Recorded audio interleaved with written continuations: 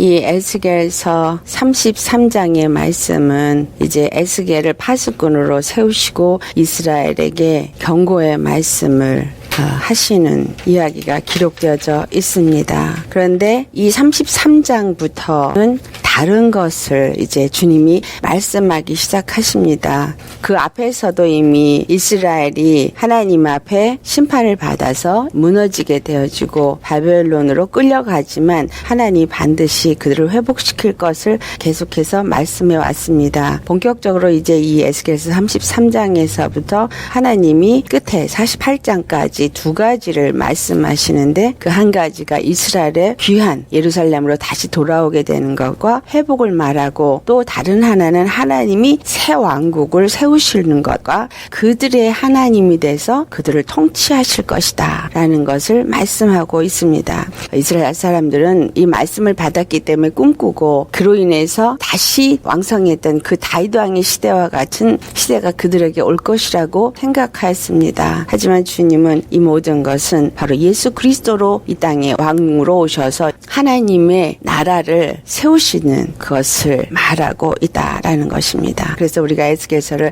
계속 살펴보면서도 느꼈던 것과 같이 하나님이 이제 새로운 왕국을 건립하실 때는 이스라엘이란 유대인만의 왕국이 아니라 바로 이방인들도 하나님이 회복시키셔서 유대인과 이방인의 하나님의 나라를 세우실 거라는 것을 말씀하고 있습니다. 하나님이 파수꾼으로 에스겔을 세워서 그에게 이제 경고를 하십니다. 근데 그 경고는 파수꾼에게 나팔을 부는 것으로 비교해서 3절에 말씀을 합니다. 그 땅에 칼이 임함을 보고 나팔을 불어 백성에게 경고한다. 이런 얘기를 하고 있죠. 근데 우리 계시록에 가보면 나팔을 불면서 나팔 한 번을 부를 때 어떤 일이 일어나고 두 번을 부를 때 무슨 일이 일어나고 이 나팔을 부를 때마다 어떤 재앙이 일어나는 것을 기록하고 있습니다. 그렇다면 이 시대에 우리 가운데 일어나는 모든 재앙들은 하나님이 무엇을 우리에게 말하고 있는가라는 것을 우리가 생각해 보아야 합니다.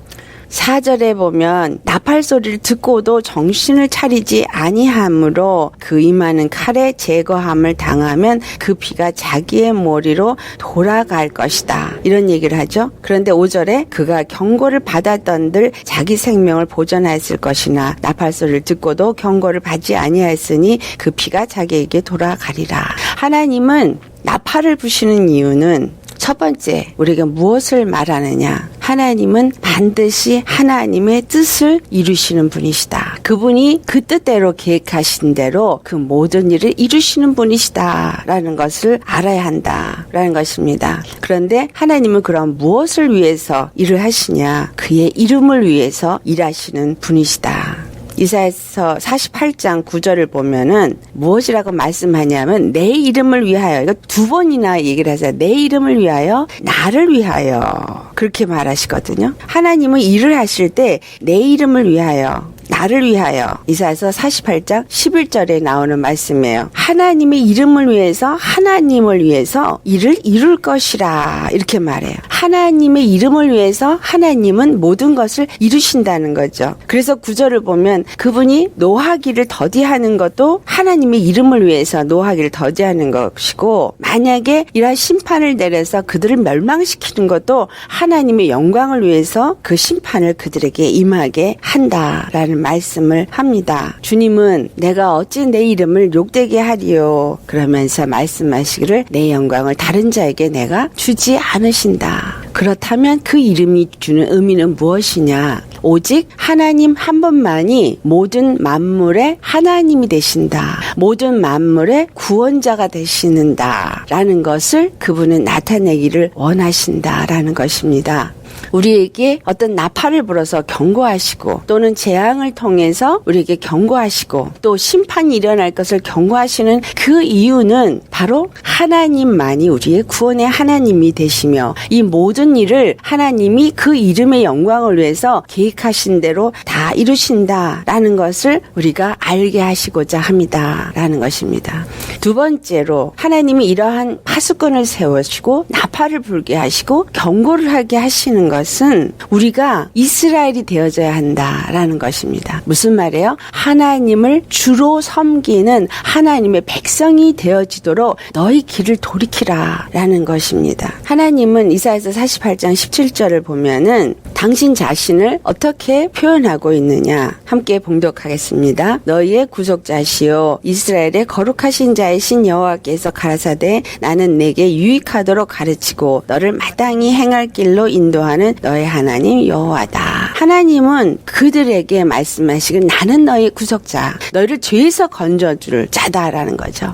우리 이스라엘을 죄에서 건져주기 위해서 이 땅에 오신 분은 바로 예수님이십니다. 예수님이 그리스도로 이 땅에 오셔서 십자가에 죽으시고 부활하심으로 우리를 죄에서 구속하여 주셨는데 이것은 이스라엘 유대인들만을 위한 것이 아니라 이방인을 위해서도 동일하게 그 구속의 사건을 이루셨다. 그래서 여기서 말하는 이스라엘은 육적인 이스라엘만을 말하는 것이 아니라 바로 예수 그리스도 안에서 영적인 이스라엘이 된 하나님의 백성에 대한 얘기다라는 것을 우리가 알 수 있습니다. 하나님은 바로 이스라엘의 거룩한 자다 이렇게 말씀하세요. 무슨 말이에요? 죄가 없으신 하나님이시다. 그렇기 때문에 죄가 없으신 분이시기 때문에 예수 그리스도는 우리를 죄에서 건져주실 수 있는 대속 제물이 될 수 있다. 그리고 우리를 유익하게 하도록 우리를 가르치고 마땅히 행할 길을 인도하시는 하나님이시다. 구약에서는 마땅히 행할 것들을 가르치고 인도하는 것을 행한 자들이 선지자였어요. 백성들이 잘못 갔을 때 선지자를 통해서 깨닫게 하고 돌이키게 하고 바른 길을 가게 했어요. 그렇다면 오늘날 우리에게 우리를 가르치고 바른 길로 행하게 하는 것은 무엇입니까? 바로 성령님이시죠. 그래서 성령님을 믿는 자들 가운데 보내주시고 그리고 성령님이 우리에게 진리를 가르치고 진리를 가운데로 우리를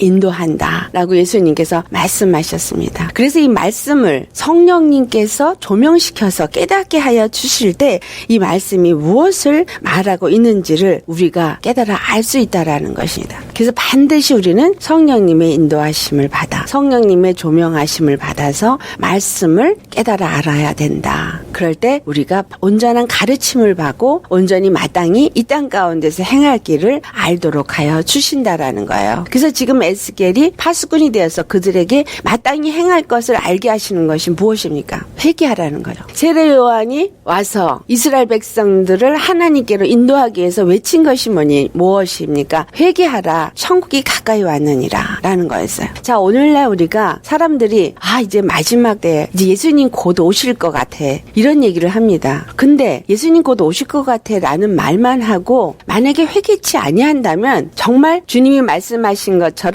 도둑이 예고 없이 임하는 것처럼 어느 날 그 재앙이 예고 없이 우리한테 임할 때에 어떡하겠느냐라는 것이에요. 마지막 때인 것 같이 정말 주님이 곧 오실 것 같이 주위에 일어나는 많은 일들을 우리가 보면서 무엇을 깨달아야 되냐 하면은 바로 내가 예수님을 맞이할 준비가 되어져 있는가를 돌아보아야 합니다. 이제까지는 내가 어떻게 살았어다 해도 그것은 오늘 내가 정말 이 나팔 소리를 듣는 자라면 오늘 내가 이 경고의 말씀을 듣는 자가 되어진다면 그 심판에서부터 건짐을 받을 수 있지만 에스겔이 말한 것처럼 나팔을 불어서 백성들에게 경고를 했어도 그 경고를 듣지 않은 하는 자들에게는 경고를 받지 않았기 때문에 자기 죄로 인해서 그들의 심판 가운데 멸절할 수밖에 없다라고 말씀하였습니다. 경고의 말씀이 이 시대에 전해지기 위해서 주위에 재앙들이 일어나고 있습니다. 오늘 이 시점에서 에스겔서를 우리가 살펴볼 수 있게끔 하나님이 하시는 것도 우리를 바른 믿음으로 돌이키게 하려는 하나님의 경고라는 사실이에요. 그래서 내 자신의 믿음을 돌아보고 내가 이제까지 무엇을 위해서 살았는가 하면서 정말 하나님이 나를 가르치고 하나님이 나를 마땅한 길로 행하도록 인도할 수 있도록 하나님 앞에 내어드리는 성령의 사람인가 우린 돌아보셔야 할 너무나 중요한 때이다라는 것입니다. 그래서 회개하고 돌이킬 때에 오늘 이 에스겔서에서 계속해서 하신 말씀이 뭐예요? 경고를 하지 않았다면 그 죄로 인해 죽은 자는 자기 죄 때문에 죽지만 그 피값은 에스겔 너에게 임하게 하겠다. 또 그 불의한 자일지라도 죄를 지은 악인일지라도 이 경고를 듣고 만약에 돌이켜 회개한다면 그래서 공의를 행하는 자로 바뀐다면 그는 이제까지 어떤 죄인으로 살았다 할지라도 그는 심판에 이르지 아니하고 구원을 받게 된다. 세 번째, 아무리 이제까지 공의를 행하고 네가 공의를 행함으로 인해서 네가 죽지 않을 것이다. 네가 구원을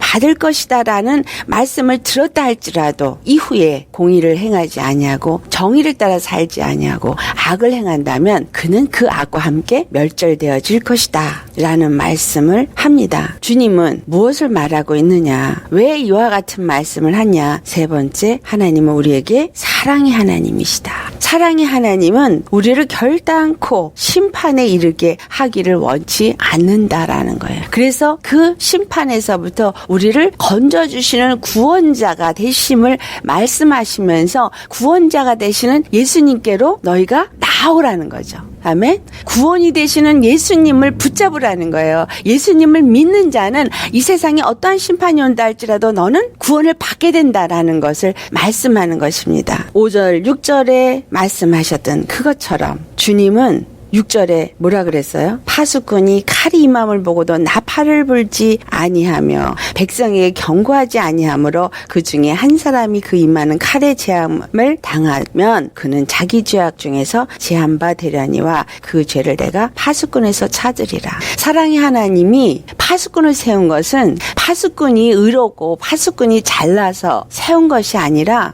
하나님은 하나님의 백성을 구원하시고자 하는 것을 그에게 사명을 주시고 그 일을 하게 하시려는 것이었다. 사랑의 하나님은 그 백성을 구원하고자 하시기 때문에 파수꾼을 세운 것이지 그 파수꾼이 잘난 것은 없다라는 것입니다. 11절을 보면 나는 악인이 죽는 것을 기뻐하지 아니하고 악인이 그 길에서 돌이켜 떠나서 사는 것을 기뻐하노라 라고 말씀하셨습니다. 하나님은 악인이 죽는 것을 기뻐하지 않는다라는 것. 악인도 돌이켜서 회개하고 구원을 받는 것을 기뻐하신다라는 것입니다. 파수꾼들이 이와 같이 하나님의 말씀을 받아서 그들에게 경고를 하려면 어떻게 되어야지만 온전한 경고를 할 수 있습니까? 하나님이 그들에게 그 경고를 하도록 하시려면 먼저 이 파수꾼으로 세움을 받은 자가 이 세대를 분별할 수 있고 하나님이 이 시대에서 어떤 일을 하기를 원하시고 어떤 말을 통해서 저들을 깨워야 할지를 알 수 있어야지 되겠죠. 그러니까 오늘날 주의 종들은 성령이 교회들에게 하는 음성을 들을 수 있어야 합니다. 또한 주님이 지금 11절에 말씀한 것처럼 악인이 멸망을 받는 것을 원하지 아니하는 그 마음이 바로 목회자들의 심령이 되어져야 합니다. 사랑의 하나님의 마음을 십자가를 통해서 우리 믿는 자들에게 주었습니다. 그 이유는 바로 그 사랑의 마음을 가지고 악인도 구원을 받도록 우리로 파수꾼으로서 역할을 감당하도록 하시기 위함이다라는 것입니다. 목회자만 파수꾼이냐? 오늘날 이 시대에 일어나고 있는 일들과 앞으로 일어날 일들을 하나님이 말씀을 통해서 깨닫게 하신다면 나도 파수꾼으로 하나님이 세우신 자라라는 것을 알아야 합니다. 이스라엘 백성들은 지금 에스겔을 세워서 이스라엘의 파수꾼으로 세웠지만 이스라엘을 하나님이 왜 이와 같은 심판을 이르게 했냐면 그들을 통해서 주위의 많은 이방 나라에게 거룩한 하나님을 나타내고자 하심이었다. 그래서 세상 가운데 우리로 믿게 하고 교회를 세우신 것은 주위에 믿지 아니하는 자들, 이 세상에 있는 모든 자들에게 거룩한 하나님을 나타내는, 그리고 그들도 이 재앙에서부터 벗어날 수 있는, 심판에서부터 벗어날 수 있는 구원을 받도록 우리로 그들을 깨우치게 하는 파수꾼의 역할을 감당케 하고자 하는 하나님의 사랑이다라는 것을 우리가 알아야 합니다. 아멘. 그래서 나를 세우신 이도, 나에게 믿음을 주신 이도, 이 모든 것을 보고 깨닫게 하시는 이도 바로 그 이름을 위해서 일하시는 바로 공의의 하나님이시다. 그래서 그 하나님의 이름을 나타내시고 모든 자들에게 알게 하시기 위함이다라는 것이에요. 오늘 이 31절을 보면 하나님이 공의의 하나님이신 것을 알 수 있습니다. 그분은 공의의 하나님으로서 그 공의를 두고 심판하신다라는 거예요. 우리 재판장들이 재판을 할 때 그 재판은 법의 기준에 맞춰서 재판을 합니다. 하나님도 그 법을 세우셨는데 그 법이 하나님의 의예요. 하나님의 의가 하나님의 법인데 이거를 우리가 그래서 공의다 이렇게 말합니다. 그 하나님은 하나님이 세우신 법을 따라서 의인은 의로 살게 하시고 악인은 그 악으로 죽게 하는 것이 하나님의 공의요, 그가 세우신 법입니다. 그렇기 때문에 악인도 악에서 돌이켜서 의인으로 살게 하시고 의인은 계속해서 의인으로 살게 하길 원하신다. 유대인들과 이방인으로 우리가 살펴볼 때 유대인들은 하나님을 알던 의인이라고 친다면 율법을 가지고 율법을 지킴으로 의로워지려고 하는 그런 의인의 삶을 살았던 자들이라면 그들도 계속해서 하나님의 율법을 지키는 의로 사는 자들이 되어져야 하고, 악인이었던 이방인들, 하나님을 알지 못하고 율법이 없는 자들이 율법을 지키고 그리고 하나님 앞에 의로워질 수 있는 이것은 무엇이냐면 바로 예수 그리스도를 믿음으로 말미암아서 의로워질 수 있게 되어지는 것을 말합니다. 예수님을 하나님의 의다 이렇게 말하죠. 그러니까 유대인도 예수님께 나와야 되고 이방인도 예수님께 나와서 하나님의 의가 되시는 예수님 안에 거할 때에 예수 그리스도를 통해서 주신 말씀을 받아서 그 말씀을 따라 살 때에 구원을 받게 되어진다라는 것입니다. 그렇다면 그 공의의 하나님이 예수 그리스도를 의로 세우신 것은 무엇이냐? 바로 십자가의 도가 의다라는 거예요. 무슨 말? 우리는 죄인이다라는 것을 깨닫고 죄인은 사망의 심판을 받게 된다. 그런데 그 사망의 심판을 예수 그리스도께서 십자가에서 다 짊어지셨다. 그로 말미암아 예수 그리스도를 믿는 모든 자들은 예수 그리스도 안에서 제사함을 받았다. 이것이 하나님의 공의가 세운 법인 거예요. 그래서 구약에는 율법이라는 법을 세웠었는데 이 율법이 바로 누구를 가르쳐주는 법이었냐? 바로 예수 그리스도를 가르쳐주는 법이었다. 그래서 예수 그리스도 앞에서 그 십자가의 도, 복음이 법이 되어져서 이 십자가의 믿음을 갖지 아니하는 자는 믿지 아니함으로 심판에 이르게 되어지고, 예수 그리스도의 십자가의 구속함을 믿고 그 구속하신 예수 그리스도 안에서 믿음의 삶을 사는 사람들은 바로 의로운 자로 하나님께서 삼아 주신다라는 것입니다. 마태복음 15장 8절에서 9절을 보면 백성들이 입으로는 나를 공경하지만 그 마음은 내게서 멀도다. 그러면서 하시는 말씀이 사람이 계명으로 교훈을 삼아서 가르치니까 그들이 나를 헛되이 경배한다. 이런 말씀을 합니다. 교회라는 곳에 많은 믿는다는 자들이 모여서 예배를 드리지만 그들이 교회는 다니고 어떤 종교 생활을 하고 어떤 행함으로 열심히 섬기는 것 같지만 그들 심령에는 예수님이 십자가의 복음이 없다라는 거예요. 왜? 사람의 계명으로 가르침을 받았기 때문에. 그렇다면 오늘날의 목사님들이 예수 십자가의 중요한 그 공의를 가르쳐주지 않았다라는 거죠. 그래서 예수 그리스도 안에서 그 십자가만이 전부가 되어지고 십자가만을 의지하고 십자가만을 사랑하고 십자가의 도의 말씀에 따라서 오직 우리는 믿는 믿음 안에서 살고, 그래서 예수 그리스도 안에서 성령이 우리 안에 주시는 생명을 가지고 이 말씀을 깨달아 알아서 이 말씀에 순종하는 삶을 살 때 바로 그것이 예수 그리스도 안에서 사는 공의의 삶이다, 의의 삶이다 라는 것입니다. 내 안에 사람의 계명으로 교훈을 받아서 가르쳤다라는 것은 십자가에 못 박아져서 오직 예수 그리스도의 십자가만을 사랑하는, 십자가의 육에 나는 죽고 예수님의 십자가의 사랑을 내 마음에 품어서 그 사랑 안에 사는 자가 되지 않은 것을 말하고 있는 것입니다. 요한일서 4장 12절에 있는 중요한 말씀이에요. 하나님을 본 사람이 없지만 만일 우리가 서로 사랑을 하면, 십자가의 사랑이 우리 심령 가운데 있으면, 그러면 예수님이 나의 죄를 위해서 죽은 것 같이 나도 다른 사람의 죄를 보지 아니하고 그를 용서할 수 있게 되어진다라는 거죠. 주기도문에서 오늘날 우리가 우리에게 죄 지은 자를 사하여 준 것 같이 우리의 죄를 사하여 주옵시며. 그러니까 믿는 자들은 당연히 예수 그리스도 십자가의 사랑을 알기 때문에 다른 사람을 용서할 수 있고 그를 사랑할 수 있게 되어진다라는 거죠. 그래서 그 사랑을 내 안에 품고 그 사랑을 나타날 때 하나님이 우리 가운데, 우리 안에 거하는 것이 나타나지는 거다라는 거예요. 내 안에 만약에 십자가의 사랑이 없다면 하나님의 사랑이 없는 것이고 하나님이 내 안에 없는 것이다 라고 말씀하고 있습니다.